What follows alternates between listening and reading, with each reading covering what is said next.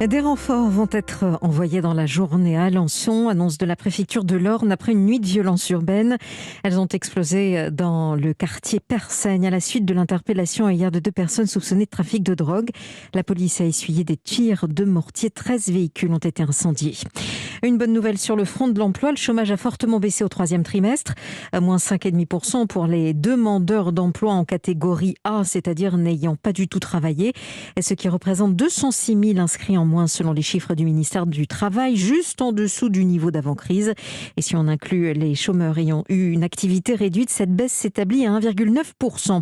Dans ce bon contexte, 50 000 nouveaux emplois seront créés pour l'insertion, annonce sur Europe 1 de Brigitte Klinkert, la ministre déléguée à l'insertion. 50 000 nouveaux emplois avant la fin de l'année, un chiffre qui atteindra 110 000 d'ici la fin de l'année prochaine.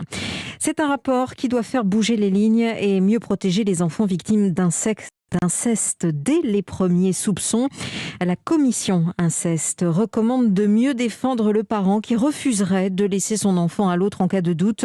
Elle préconise également de suspendre le droit de visite et l'exercice de l'autorité parentale si des poursuites sont engagées. Autre rapport dévoilé aujourd'hui, celui sur l'évolution de la famille.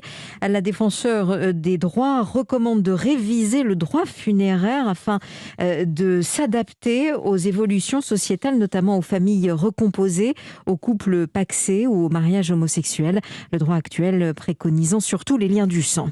Olivier Véran reconnaît une situation compliquée à l'hôpital. Dans une interview à Libération, le ministre de la Santé évoque une hausse de près d'un tiers des postes vacants chez les paramédicaux par rapport à l'automne 2019.